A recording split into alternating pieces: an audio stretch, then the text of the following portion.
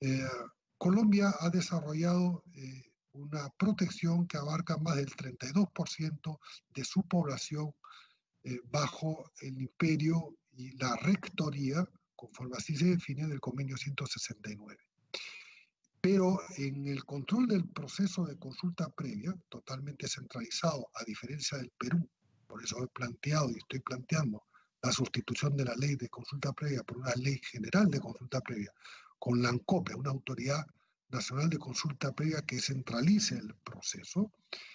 A diferencia del Perú, allí se registra como punto de partida, de manera georreferenciada, y todos los datos ancestrales, culturales, de hábitat y demás, y de costumbres, de una data oficial que garantiza no solamente su existencia, sino que oficializa su perduración o perdurabilidad en su condición de pueblo ancestral. Lo que existe en el Perú es una base de datos referencial, vale decir, de las 56 lenguas originarias hasta ahora reconocidas, y el último censo ha recogido más de 500.000 nuevos quechohablantes y se ha recuperado el uro como lengua ancestral del lago Titicaca, y más del 30% de la población limeña se autoidentifica, de acuerdo a los primeros artículos del convenio 169, como indígena o de origen indígena, porque se cambió la forma de hacer el censo. No existe esa base oficial registral. De manera que hay una incapacidad, pues, y bajo el principio de la incapacidad material no se podría incluir, por lo menos en la siguiente, salvo que se proponga una disposición transitoria, que en tanto que no se cree ese registro oficial de comunidades originarias, no de comunidades campesinas, como lo define claramente el convenio 69, no se podría fomentar su organización colectiva, porque esa es su naturaleza, su organización colectiva, de forma de acceder a una o dos curules por designación, como era el caso de la Constitución precedente, en el caso de Chile, en otras circunstancias y con otras características, los senadores designados, hay pues esta dificultad, pero yo no estaría en contra, más bien me pronunciaría a favor de hacer primero, como dicen los ingleses, en la teoría constitucional, step by step, paso por paso. Ir en lo primero, después ir en lo segundo, ir en lo tercero, y bien se podría poner en una disposición transitoria como un objetivo sujeto, obviamente, al cambio de la ley de consulta previa por una ley general de consulta previa con una nueva arquitectura institucional y que responda a una visión sistémica de los pueblos indígenas y una acción coordinada. Ambas condiciones no se dan en la actualidad. Dicho esto, otra condición, digamos, para ser senador, yo estimo, ya lo mencioné, que atenta contra el Pacto de Derechos Civiles, Políticos y Sociales del 1966, pero hay muchas partes del mundo donde hay algunas partes donde hay algunas condiciones superiores a las nuestras, pero no hay que remontarse, como algunas gentes piensan, que tienen que ser los electores en función de su calidad contribuyente, vale decir, al principio de lo que se llamó el voto censitario, vinculado a la ley de granos de 1832 en Inglaterra. Vale decir, habría que buscar una fórmula, pero en principio yo no estaría de acuerdo con mayor diferenciación, salvo la plena ciudadanía, el no tener obviamente las condiciones, digamos, de estar en óptimas condiciones judiciales, lo digo en términos generales. No mencioné, pero usted, señor presidente, hizo mención, o el congresista, el señor Costa, respecto a las regiones. En la propuesta que yo alcanzo, está la posibilidad, la propuesta, que el Senado de la República, por propia decisión o a solicitud del Poder Ejecutivo, declare la intervención de las regiones previa autorización o vacancia a sus autoridades, previa autorización rápida, en un plazo no mayor de 30 días, por parte del Tribunal Constitucional dándole prioridad. ¿Y esto en razón de qué? De la experiencia vivida. Vale decir, hay autoridades regionales cuyo ejercicio presupuestal es mínimo. Y si la condición democrática, que es el objetivo para aumentar su gobernanza, es lo que debemos alcanzar, y no el mayor divorcio entre el metabolismo social y el metabolismo político, el Parlamento no puede estar, a mi juicio, a espaldas del clamor popular cuando hay autoridades en las regiones que por distintos motivos no cumplen con los objetivos básicos. Esto habría que mirarlo de una manera más fina, obviamente, no solamente por la cuantía del ejercicio presupuestal, del gasto presupuestal, sino también por la calidad del gasto presupuestal, porque uno puede gastar 70-80% con adendas. Es decir, el principio de la primacía de la realidad nos recuerda claramente, y en pandemia aún más lo hemos podido observar, que se debe legislar acorde a ello. Por eso que planteo esa posibilidad de la intervención del Senado motivada por él mismo o por el presidente de la República. Respecto a la segunda vuelta, ya que se pueda conjugar en la segunda vuelta las elecciones para diputados y Senado. Bueno, yo adelanté opinión de que el Senado tenía que tener un mandato de 8 años para darle la estabilidad más absoluta como elemento equilibrador del sistema político en general y del régimen parlamentario en específico. No conozco, salvo los procesos llamados de restauración en el siglo XIX en Francia, no conozco la viabilidad y la perdurabilidad de un proceso de restauración plena. ¿Qué es el concepto de restauración plena? El volver al status quo precedente después de tantos años después, respecto a la Constitución del 79, en adición de que la actual y la vigente ha creado institutos que no estaban previstos o ha modificado en otros casos las condiciones en las que estos se desenvuelven en la Constitución del 93. Respecto a lo que mencionaba el congresista Costa, sobre su preocupación sobre la calidad y la cantidad de las leyes, posiblemente no supe expresarme mejor, pero en mi propuesta está que exista una comisión permanente ad hoc de racionalización normativa con los criterios que mencioné y que están en el texto, a los efectos de la homologación, simplificación y derogación normativa. Y esto incluye las leyes aprobadas por el Congreso y los sistemas normativos de los 3 niveles de gobierno, porque muchas veces se superponen entre sí, ¿correcto?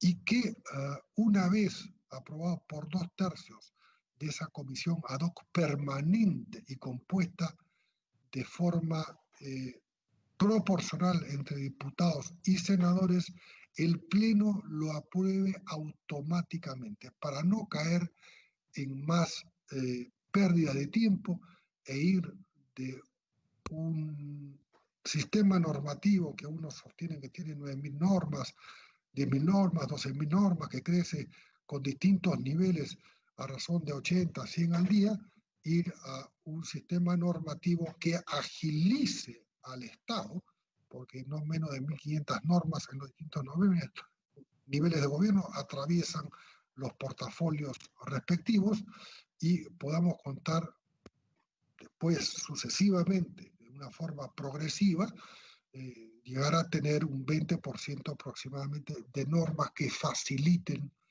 el trabajo tanto de los poderes como de la sociedad, como obviamente de gran parte de la población que se desenvuelve en el sector informal. Más aún si consideramos que estamos a muy pocos años de los impactos más directos de todos los efectos de la era disruptiva, vale decir, las condiciones de empleo, con las nuevas categorías de personas sociales, los neoexcluidos y los neoanalfabetos, aproximadamente 45% de los empleos, de acuerdo al Departamento del Trabajo en los Estados Unidos, la Universidad del Futuro y la Universidad de Oxford, serán robotizados en los próximos 15 años.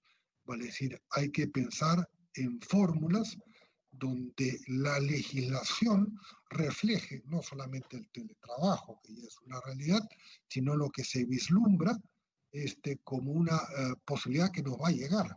Va a decir, cabe citar solamente dos cosas. En Japón hay hoteles con pleno empleo robótico, ¿correcto? No hay un solo trabajador. Entonces, para poder simplificar la economía y hacerla más viable, más controlable, más fiscalizable, porque tenemos 800 o 1000 fiscalizadores del órgano competente de la Superintendencia de Trabajo, hay que ir hacia una reducción normativa significativa y cuyo efecto sea de aprobación automática después de las condiciones que mencionó. Respecto a la incapacidad moral, yo he sostenido que en otros foros que este es un término muy difuso, extremadamente difícil de acotarlo. Y obviamente la Comisión hace bien en revisar y poder precisar su contenido. No cabe la incapacidad moral permanente. O se es incapaz moral o no se es. O se es violador o no se es violador. No se es mitad violador, ¿correcto? O se tiene un título universitario o no se tiene un título universitario. Dicho sea esto, la incapacidad moral debe, a mi juicio, además responder a situaciones objetivas. Y ahí me refiero a la verdad objetiva y la verdad subjetiva, que en filosofía política esto es muy claro. Nosotros estamos ahora en una conferencia vía Zoom. Esta es la verdad objetiva. La verdad subjetiva es que a algunos les puede parecer un mecanismo tedioso y a otros les puede parecer un mecanismo cómodo. Es igual con una mesa. La mesa es mesa y no es un zapato. Puede ser grande o puede ser pequeña. Entonces la verdad subjetiva en un juicio político tiene que ser descartada.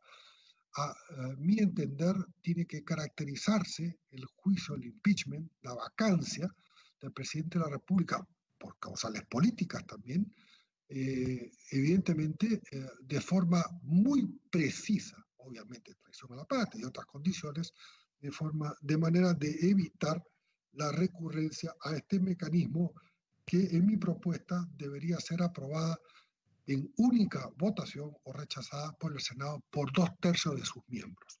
Vale decir, una sola oportunidad para fortalecer la estabilidad del Poder Ejecutivo y la gobernanza democrática.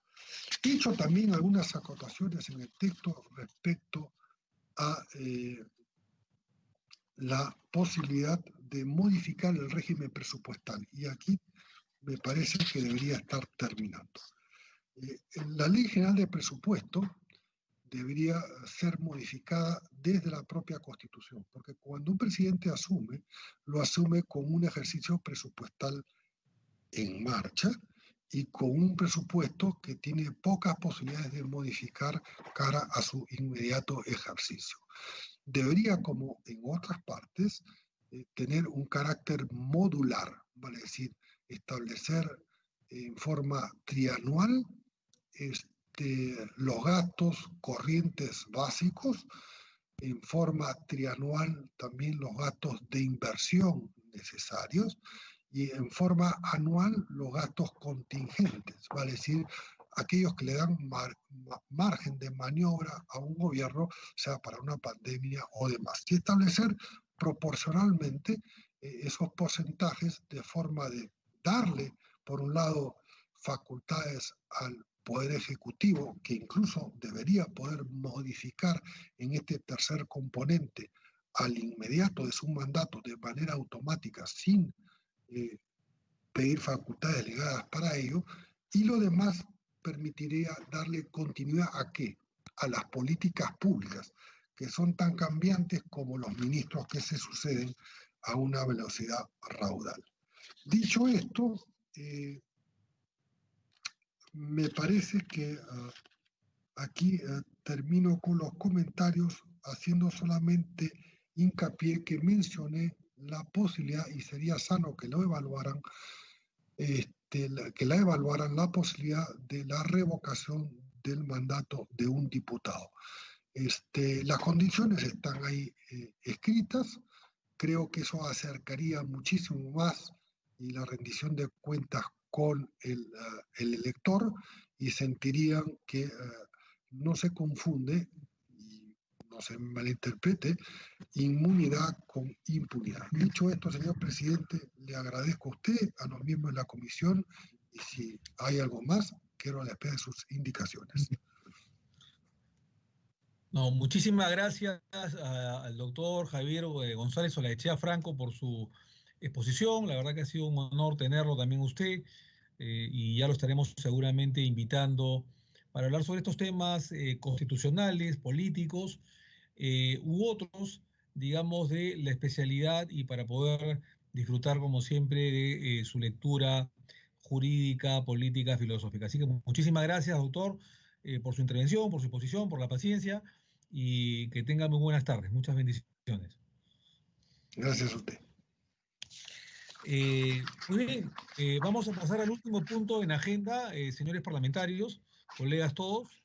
Es el cuarto punto de orden del día sobre una sustentación, debate y votación de los informes aprobados por el Grupo de Trabajo encargado de control de los actos normativos del Presidente de la República, a cargo del señor coordinador congresista Gino Costa Santolaya, respecto de las siguientes normas: Tratado Internacional Ejecutivo TIE 223, que ratifica el acuerdo entre la República del Perú y la República Federal Alemana relativa al programa de rehabilitación y prevención climática en el sector agua; Tratado Internacional Ejecutivo 224, enmienda 16 al convenio de donación entre Estados Unidos de América y República del Perú, USAID; Tratado Internacional Ejecutivo 225, que ratifica el acuerdo administrativo entre la delegación de la Unión Europea en la República del Perú y el gobierno de la República del Perú relativo a la observación de las elecciones congresales extraordinarias del 26 de enero de 2020 último; Tratado Internacional Ejecutivo 2026, que ratifica el acuerdo entre la Secretaría General de la Organización de Estados Americanos y el gobierno de la República del Perú relativo a los privilegios e inmunidades de los observadores para elecciones congresales extraordinarias; Tratado Internacional Ejecutivo 227, que ratifica la enmienda 17 al convenio de donación entre Estados Unidos de América y la República del Perú, el convenio de donación USAID; y Tratado Internacional Ejecutivo 228, que ratifica el acuerdo entre la República del Perú y la República Federal de Alemania relativa al proyecto Trans-Perú-Nama de transporte urbano sostenible en el Perú; y finalmente sobre el Tratado Internacional Ejecutivo TIE 230, acuerdo entre la República del Perú y la República Federal de Alemania relativo al proyecto Trans-Perú-Nama de transporte urbano sostenible del Perú. Así que, con todo aprecio, dejamos el uso de la palabra al señor coordinador de este grupo de trabajo, congresista Gino Costa Santolaya, para que, haciendo un resumen práctico, pueda sustentar los informes de los tratados internacionales del 223 al 230, luego un pequeño debate si fuera menester, y si no, pasamos a la votación final. Congresista Costa, adelante, por favor. Muchas gracias, presidente. En efecto, son 7 informes sobre tratados internacionales ejecutivos. El primero es el 223. Este es un tratado que fue aprobado por unanimidad en la sesión ordinaria del grupo el 10 de julio del presente año por los señores congresistas Mamani, Pineda, Mejía, Gupioc, Omonte y el suscrito.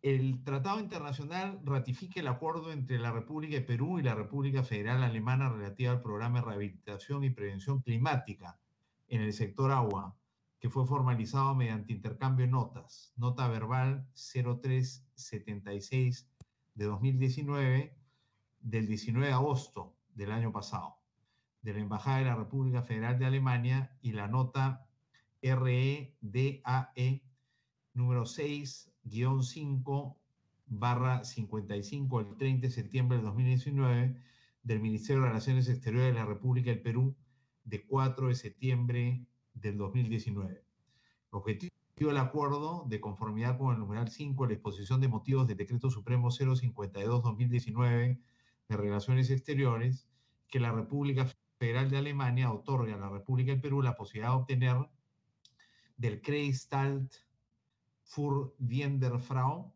Instituto de Crédito para la Reconstrucción, una aportación financiera, donación, por 7.800.000 euros. Del análisis realizado al contenido del acuerdo no se identifica ninguno de los supuestos contemplados en el artículo 56 de la Constitución Política, en tanto que, como se ha mencionado, se refiere a una aportación financiera, una donación para la ejecución de un programa de rehabilitación y prevención climática, que, como se enfatiza, no genera obligaciones financieras para el Perú. Si usted me permite, presidente, en relación con el plazo de presentación del Tratado Internacional Ejecutivo 223, tengo algunos comentarios que hacer que también son aplicables a los 6 restantes tratados internacionales ejecutivos que pongo a consideración de la Comisión de Constitución esta tarde. Lo primero es que se ha analizado a través de los argumentos del informe 2 etapas. Aquella que inicia el 1 de octubre del 2019, luego de la disolución del Congreso, y que va hasta el 15 de marzo del presente año, el domingo donde se anunció la declaratoria del estado de emergencia nacional, día previo a la instalación del Congreso de la República, que se instaló, como ustedes recordarán, el 16 de marzo. En este primer periodo, en relación a esta etapa, se ha previsto que al haberse disuelto el Congreso, en el marco de lo previsto con el artículo 135 de la Constitución, y siendo que a esa fecha no se encontraban en funcionamiento las comisiones ordinarias, como son la Comisión de Constitución y Reglamento y la Comisión de Relaciones Exteriores, que de acuerdo al artículo 92 del Reglamento del Congreso son los órganos llamados al estudio e informe de dichos acuerdos internacionales, no era posible que a dicha fecha se produzca la revisión de los acuerdos internacionales generados durante dicho periodo. En el caso de otras actuaciones del Ejecutivo en el marco del artículo 135 de la Constitución, como la dación en cuenta de los decretos de urgencia del interregno, el Ejecutivo dio cuenta de los 68 decretos de urgencia emitidos en el marco del artículo 135 al día siguiente útil a su publicación, ya que existía el órgano competente al que dar en cuenta de estos decretos, en este caso la Comisión Permanente. Esta es una demostración de que existía en el Ejecutivo la voluntad de aplicar las normas que desarrolla el artículo 135, cuestión que no era posible hacer por falta de normativa particular y órgano identificable para su recepción para el caso del artículo 92 y la obligación de dar en cuenta que desarrolla. Por lo que, habiéndose extendido la etapa del interregno parlamentario del 1 de octubre al 15 de marzo del presente año, fecha en que se instaló el nuevo Congreso, no existía la posibilidad material de presentar el Tratado Internacional Ejecutivo en el plazo de 3 días posteriores al de su publicación, como lo establece el reglamento del Congreso en el artículo 92. En consecuencia, advertida esta situación, se identifica que el artículo 135 y el reglamento del Congreso no desarrollan con claridad las condiciones para dar cumplimiento en el periodo del interregno a la obligación de dar cuenta que señala el artículo 92 del reglamento. En este sentido, resulta recomendable que a futuro se evalúe una reforma constitucional o reglamentaria que prevea la regulación de la situación antes descrita, proponiendo una regulación que integre el mandato contenido en el 135 de la Constitución y lo dispuesto en el artículo 92 del reglamento. Recomendación que ha sido incorporada en las conclusiones del informe que traemos hoy a la Comisión. De otro lado, tenemos el plazo que corre a partir del 15 de marzo a la fecha de presentación del tratado objeto del presente informe. Si bien la práctica parlamentaria ha establecido que la omisión del trámite de la dación en cuenta al Congreso, que señala el artículo 92, no impide el control parlamentario, página 32 del Manual del Control Parlamentario, es importante que se puedan establecer consideraciones en relación a la dación en cuenta posterior a la fecha del 15 de marzo. Al respecto, se sostiene en el informe que el Tratado Internacional ingresa en forma extemporánea, sustentado en la suspensión de plazos administrativos dispuesta a través de los decretos de urgencia dictados por el Poder Ejecutivo número 026 y 029 de 2020, que dispusieron la suspensión de plazos hasta el 23 de abril en el primer caso y el 6 de mayo en el segundo, siendo que el Tratado Internacional 223 ingresa con fecha de recepción al Congreso, fecha de recepción 22 de abril de 2020, es decir, cuando estaba todavía suspendida, digamos, estaban suspendidos los plazos en virtud del decreto de urgencia 026-2020, bajo el argumento que los decretos de conformidad con lo dispuesto en el numeral 19 del artículo 118 de la Constitución Política son normas con fuerza de ley. Los decretos de urgencia me refiero. También los decretos de urgencia emitidos durante el interregno parlamentario. Y en congruencia con el numeral 4 del artículo 200 son norma con rango de ley. En consecuencia, los mencionados decretos de urgencia, al tener rango y fuerza de ley, al amparo de la Constitución Política, ha afectado temporalmente por razones de la emergencia sanitaria ocasionada por el COVID-19 la norma también con rango de ley relativa al establecimiento de plazos administrativos que rigen para todo el Estado y el país, que es la Ley de Procedimiento Administrativo General, Ley 27444. Por lo que se sostiene que estamos ante normas de igual jerarquía normativa en el marco de lo dispuesto en el artículo 51 de la Constitución Política del Estado. Cabe anotar que, de conformidad con el artículo 1 de la Ley 27444, relativa al ámbito de aplicación de la ley, el Poder Legislativo se encuentra enmarcada en los ámbitos establecidos en la referida regulación. En el caso en particular que hoy traemos a la Comisión y en todos los demás informes, nos hemos sostenido en los decretos de urgencia 026 y 029 del 2020. Nos extendemos en este punto porque aplica para todos los informes que hoy presentamos ante la Comisión para su debate y eventual aprobación. Sobre el particular es preciso indicar que el Congreso de la República habilitó la mesa de partes virtual el 17 de abril pasado, fecha que coincide con el oficio 035-2020, por el cual el Poder Ejecutivo da cuenta del Tratado Internacional Ejecutivo 223 y los otros 6 tratados que presentamos hoy día al Congreso, el cual, si bien es enviado con fecha 17 de abril por parte del Ejecutivo, este recién tiene fecha de recepción el 22 de abril. Recepción posterior que podría entenderse a partir de la adaptación a los mecanismos virtuales por parte del Congreso. Recordar, presidente, que el Congreso habilita la mesa de partes virtual el 17 de abril y ese día se firman los tratados internacionales ejecutivos, mejor dicho, los oficios con que se envían y se presentan al Congreso, pero tienen fecha de recepción 22 de abril. A partir de las consideraciones expuestas y a la luz de la práctica parlamentaria, la presentación de este tratado internacional y los otros 6 deben entenderse como dentro del plazo, atendiendo a las circunstancias de emergencia sanitaria y la declaratoria de emergencia nacional que imposibilitaron el cumplimiento del plazo señalado por el artículo 92 del reglamento del Congreso al estar suspendidos los plazos para trámites administrativos de acuerdo a la normativa señalada. Plazo que no genera un impedimento para la tarea de control que ahora nos aboca. Plazos que fueron respetados una vez el Congreso pudo habilitar la mesa de partes virtual el 19 de abril pasado.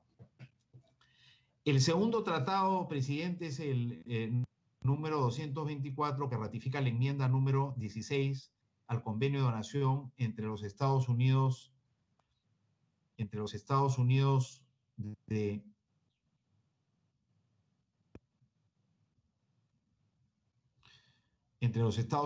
América y la República del Perú, convenio de donación USAID 527-0426. Este tratado fue aprobado por unanimidad también en la sesión del Grupo de Trabajo el 10 de julio del presente año, con la presencia de los mismos congresistas ya mencionados. Este tratado internacional ejecutivo se enmarca en el convenio general que existe entre el gobierno peruano y el gobierno de Estados Unidos, ya mencionado, que fueron suscritos el 25 de enero de 1951 y el 20 de septiembre del año 2012, respectivamente, y ambos se encuentran en vigor. El objetivo de la enmienda, de conformidad con el numeral 3 de la exposición de motivos del Decreto Supremo 057-2019 Relaciones Exteriores, es incrementar el monto otorgado por USAID a la fecha hasta por el monto de 12.200 millones de dólares americanos y cambiar el plan financiero ilustrativo adjunto como cuadro 1 del convenio de donación. Además, se agrega que la donación que realiza USAID estará dirigida al Programa Regional de Convenio de Donación, por lo que no requiere contrapartida nacional. Le alcanzan los mismos argumentos jurídicos y fácticos expuestos en materia del cumplimiento del requisito formal de fecha de ingreso al Congreso de la República, que han sido ampliamente expuestos en relación con el tratado internacional sustentado con anterioridad, atendiendo a que la dación en cuenta del referido tratado se dé en el mismo oficio 035-2020 PR que el Tratado Ejecutivo 223.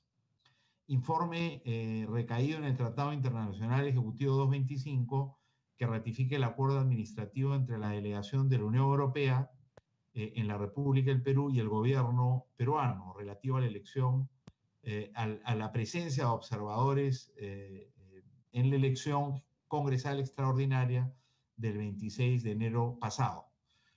Tratado internacional suscrito el 9 de diciembre del año pasado. El mencionado tratado también fue aprobado por unanimidad por los mismos congresistas en la misma sesión del 10 de julio pasado.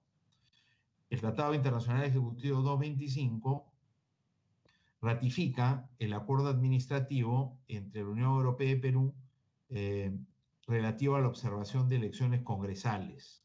El objetivo del acuerdo es establecer los compromisos de las partes para el despliegue de una misión de observación electoral de la Unión Europea. En cuanto a los beneficios que se desprenden de dicho acuerdo, tenemos que la participación de observadores electorales es una práctica democrática positiva que debe promoverse y es concordante con las disposiciones de la Ley Orgánica de Elecciones, así como el reglamento de observadores en procesos electorales.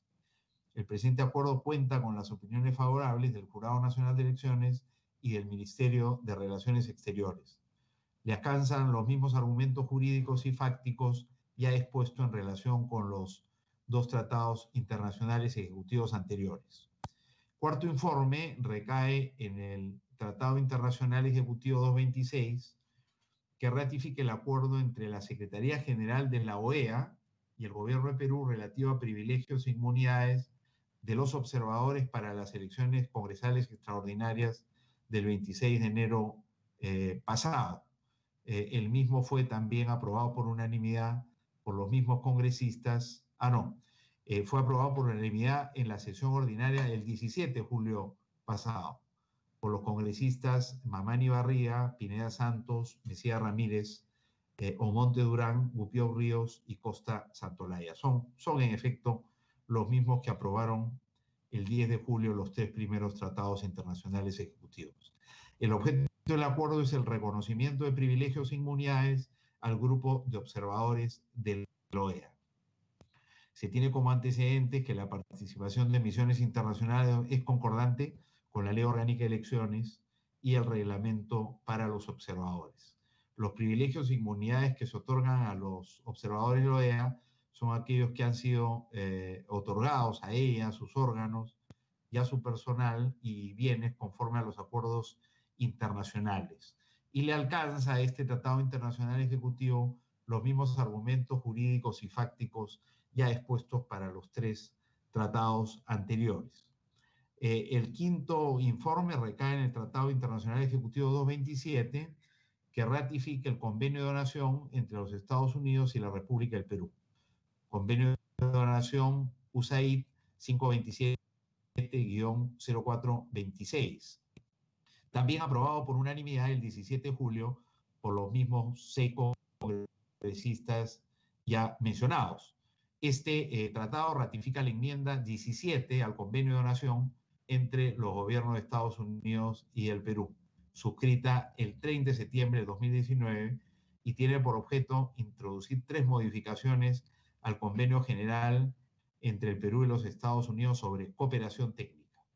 el objetivo de la enmienda número 17, de conformidad con el numeral 3 de la exposición de motivos del Decreto Supremo 004-2020, Relaciones Exteriores, consiste en tres modificaciones. Primero, incrementar el monto otorgado por USAID por $5 millones. Segundo, ajustar el monto de la contribución del donatario de conformidad con el artículo 3. Y tercero, cambiar el plan financiero ilustrativo adjunto como cuadro número 1 del convenio de donación.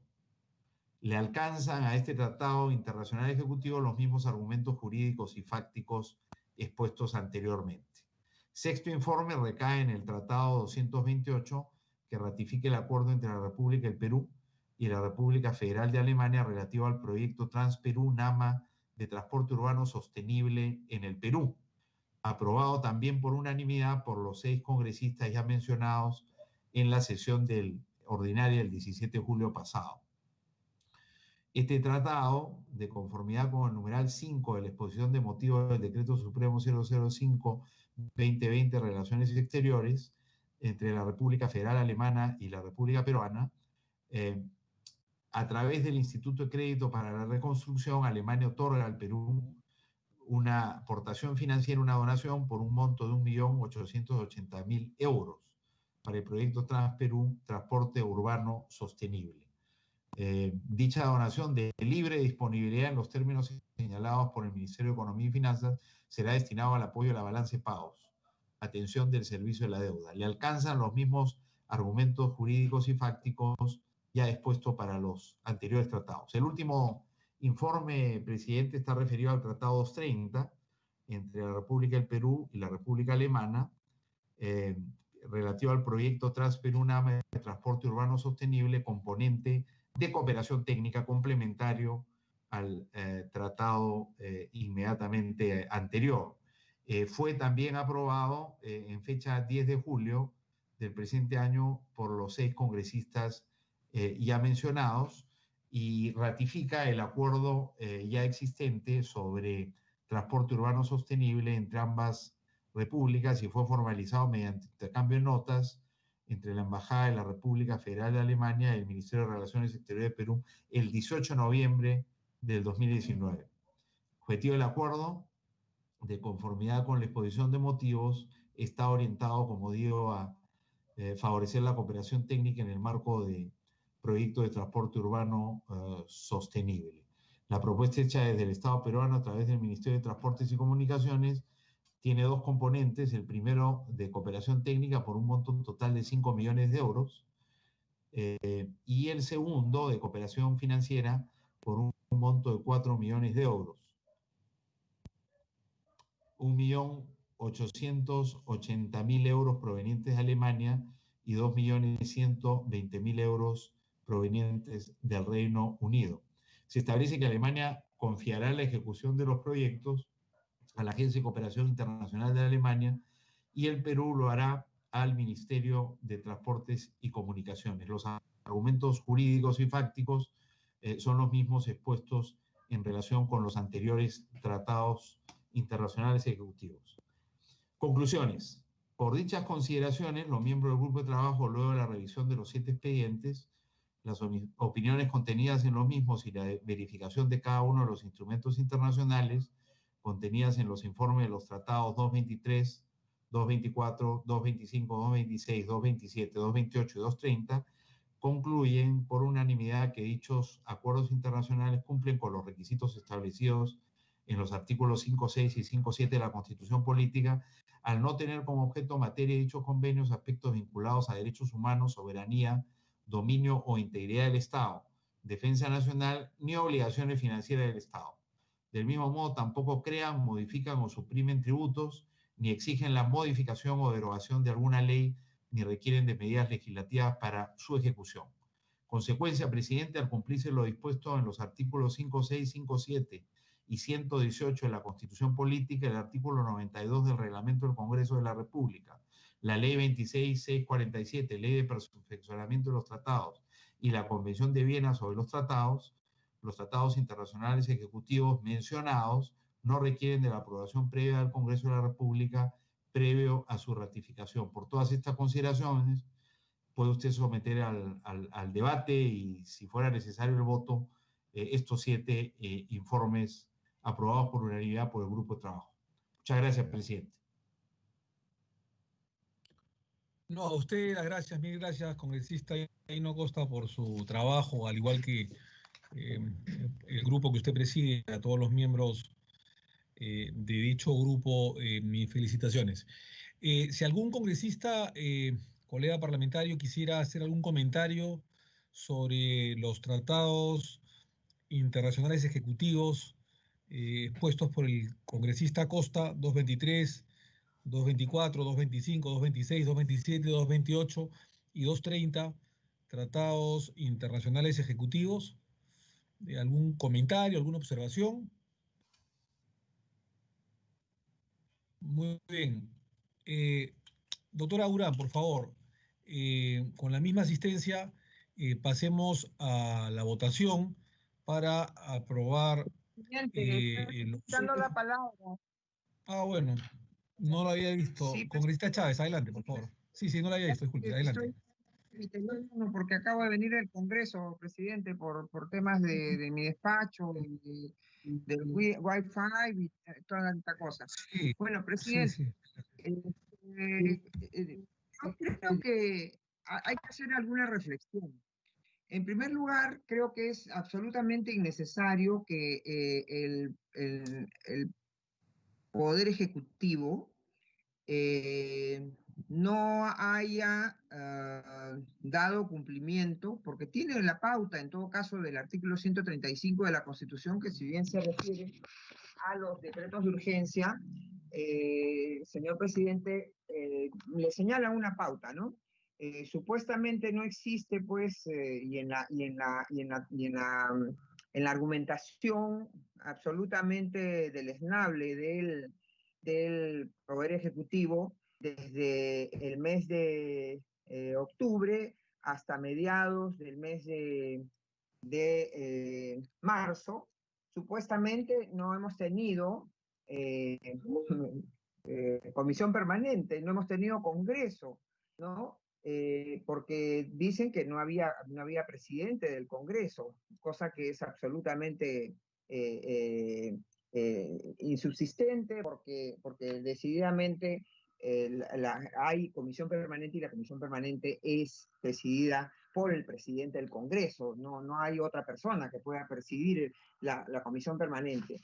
Entonces, la argumentación y que sirve para el congresista Costa, que según el informe tan detallado que nos ha hecho, de decir que entonces no hay una normativa que obligue al Ejecutivo a dar cuenta. Cuando sí da cuenta de los decretos de urgencia, como el mismo congresista Costa lo ha dicho. Por lo tanto, yo creo que no hay ninguna razón. Por otra parte, el hecho que, del acuerdo al artículo 92 del reglamento, que en el párrafo siguiente, o sea, en el párrafo tercero, dice que recibido en el Congreso los tratados ejecutivos se tienen que, dentro de los 3 días útiles, enviar a las comisiones de Constitución y Reglamento y de Relaciones Exteriores, señor presidente. Eso, y el hecho de que no hayan existido todavía esas comisiones por la disolución del Parlamento precisamente, eso creo que en modo alguno justifica o autoriza al Poder Ejecutivo, porque al final no es un tema que le compete a él. Lo que le compete al Poder Ejecutivo es cumplir con el párrafo segundo del artículo 92, que inclusive está antes del párrafo tercero. ¿Y qué dice? Así sencilla y llanamente: dentro de los 3 días útiles posteriores a su celebración, se refiere a los tratados internacionales ejecutivos, el presidente de la República debe dar cuenta al Congreso o a la Comisión Permanente de los Tratados Internacionales Ejecutivos. Después ya viene la norma, como repito, del párrafo tercero de este mismo artículo, que dice: entonces, una vez recibido, el presidente del Congreso lo deriva a las comisiones tales y cuales. Por lo tanto, yo no veo sustento alguno para que el Ejecutivo tome nota de la situación interna del Congreso ¿no? Y diga, no puedo mandar esos tratados ejecutivos porque no hay comisión permanente y no hay comisión de Constitución y no hay comisión de Relaciones Exteriores. Pues no le compete hacer ese análisis. Lo que sí le compete es, ¿hay Congreso? Sí hay Congreso. ¿Hay comisión permanente? Hay comisión permanente. ¿Hay comisión permanente a pesar de que disolvió el Parlamento? Sí, hay comisión permanente a pesar de que disolvió el Parlamento. Y reitero, comisión permanente presidida por el presidente del Congreso. Primer punto. Segundo punto, señor presidente. Cuando se hace ese otro corte a partir del 16 de marzo, en el que el Congreso se constituyó, señor presidente, y se dice que por decretos de urgencia relacionados con la pandemia se produjo la suspensión de los plazos administrativos, yo no estoy segura, señor presidente, que esa norma, esa suspensión de plazos administrativos, valga para la relación entre el Poder Ejecutivo y el Poder Legislativo. La relación administrativa es de Estado con el administrado, señor presidente. El gobernante, el gobierno, y pensemos en los tres poderes del Estado, y el ciudadano o el administrado. No es para las relaciones entre los poderes, señor presidente. Así que yo tampoco creo que se pueda aferrar a esa argumentación el Poder Ejecutivo para decir, bueno, suspendí yo mismo por un decreto de urgencia los plazos y yo mismo me beneficio de eso. Y tal no es cierto, señor presidente, eso, que el Congreso, los congresistas hemos venido, los 130 congresistas, con algunas pequeñas excepciones, a juramentar el día 16 de marzo, día siguiente de la pandemia. Hemos trabajado presencialmente varias semanas, señor presidente, para aprobar una serie de normas que eran necesarias, no solamente para el trabajo parlamentario en esta situación, sino normas de carácter electoral. Y hemos hecho trabajo presencial, señor presidente, desde el centro de Lima, de donde queda Palacio de Gobierno, unas cuadras que se las camina el presidente de la República cuando viene al Congreso a hacer su informe anual al Congreso, o el mismo presidente del Consejo de Ministros, hemos visto al presidente del Consejo de Ministros, el señor Cateriano, desfilando por la calle Junín, ¿no? Que suelen venir. No podía venir un mensajero a dejar, mientras no tuviéramos todavía instalada, como ha dicho el 17 recién de abril, la mesa de partes virtual. Yo no creo en esos argumentos, señor presidente. Entonces yo creo que estamos siendo demasiado benévolos. Al Poder Ejecutivo simplemente no le provocó en esa suerte de actitud desafiante y respetuosa hacia otro poder del Estado, hacia el Congreso de la República, que siempre repetiré, los 130 congresistas, la asamblea del Poder Legislativo es elegida por voto popular. En cambio, en el Poder Ejecutivo, solamente los 3 miembros de la plancha presidencial, presidente y 2 vicepresidentes, son elegidos por voto popular. El resto son designados a dedo, señor presidente, ¿no? Ministros, viceministros, y secretarios y qué sé yo. Entonces, yo creo que valdría la pena reflexionar bien de no tener demasiada benevolencia con estas actitudes, estos desplantes de parte de un poder ejecutivo que no puede cobijarse en la situación de pandemia, en la ley y las normas generales de procesos administrativos, porque no es un administrado el poder ejecutivo respecto al poder legislativo. Y creo que hay que tomar las cosas como son. Ha habido incumplimiento. Ahora, ese incumplimiento, de acuerdo a lo que prevé el propio reglamento del Congreso, no tiene otro efecto, señor presidente, que demorar la entrada en vigencia del tratado ejecutivo, que no es objeto de una dación de cuenta oportuna. Pero luego estar con los argumentos de que es bueno proponer un cambio, siempre es bueno proponer, las normas son perfectibles, pero yo no creo que en este caso tenga que ser eso como una excusa para disminuir el incumplimiento que ha cometido el Poder Ejecutivo, señor presidente, y así lo debemos decir. Incumplió, pues, incumplió. No solamente en el periodo anterior, sino en el periodo posterior, porque el Ejecutivo no es administrado respecto al poder legislativo. Gracias, presidente.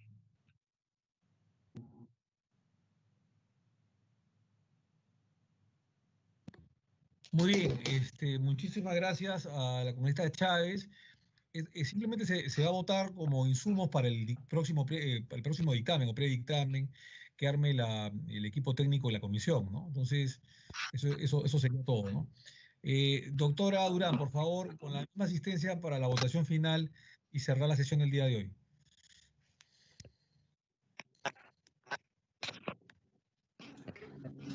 Señor congresista Aliaga Pajares.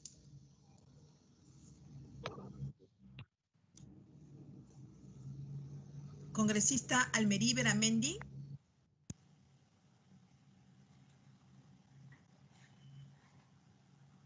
Congresista Chávez Cosío. En abstención, presidente, porque, señorita secretaria técnica, porque estoy de acuerdo con gran parte del dictamen, no así en lo que considera que se han cumplido los plazos. Gracias. Congresista Columbus Murata.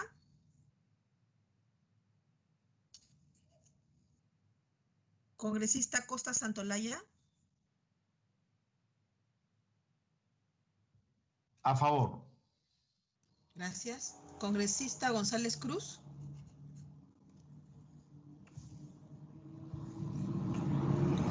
Congresista Gupioc Ríos.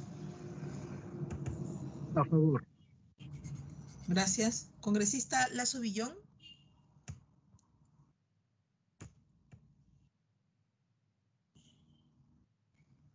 Congresista Lizárraga Houghton. A favor. Gracias. Congresista Yauri Romero. A favor. Gracias. Congresista Mamani Barriga. A favor. Gracias. Congresista Mesía Ramírez. A favor. Gracias. Congresista Omonte Durán. A favor. Gracias. Congresista Paredes Eizaguirre.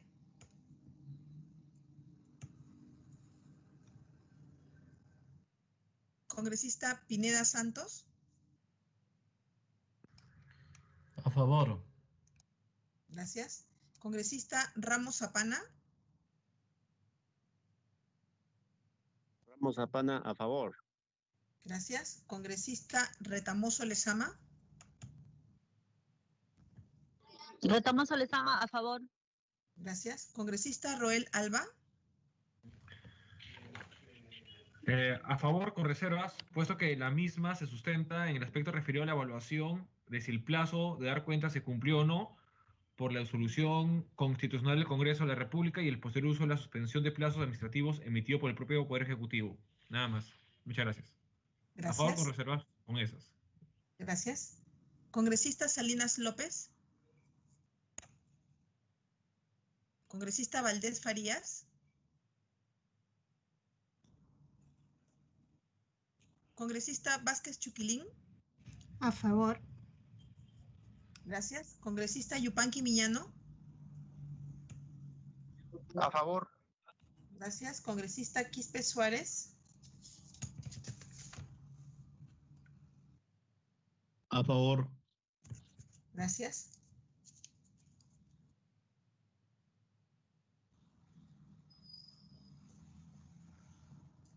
Señor presidente, han votado 15 señores congresistas, 14 congresistas titulares y un congresista cesitario, el congresista Quispe Suárez en reemplazo del congresista Valdés Farías, de los cuales 14 han votado a favor y una congresista ha votado en abstención. Se han aprobado los informes de los tratados internacionales ejecutivos 23, 223, 224, 225, 226, 227, 228 y 230 por mayoría.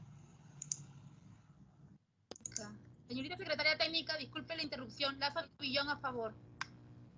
Gracias. Anótela, por favor, a la congresista Lazo. Muy bien, entonces se ha aprobado por mayoría con 15 votos a favor, algunos con reserva, pero 15 votos a favor finalmente y una abstención, la de la señora congresista Marta Chávez, 15 votos a favor y una abstención. Los informes de los tratados internacionales ejecutivos número 223, 224, 225, 226, 227, 228 y 230, elaborados por el grupo de trabajo presidido por el congresista Gino Costa, sobre la revisión y la constitucionalidad de los decretos de urgencia, decretos legislativos y tratados internacionales. Así que se hará próximamente, de manera pronta, a través o como consecuencia de estos informes aprobados el día de hoy, el dictamen o el predictamen correspondiente para su final debate de aprobación.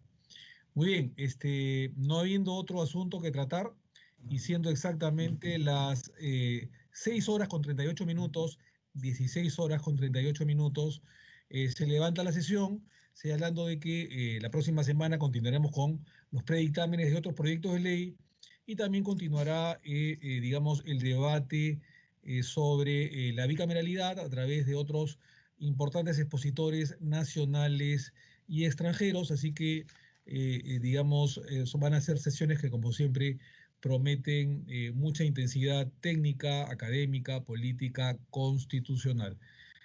Así que no habiendo otro asunto que tratar, repito, siendo las 6 de la tarde con 38 minutos, levantamos la sesión y nos reencontramos, Dios mediante, el día próximo martes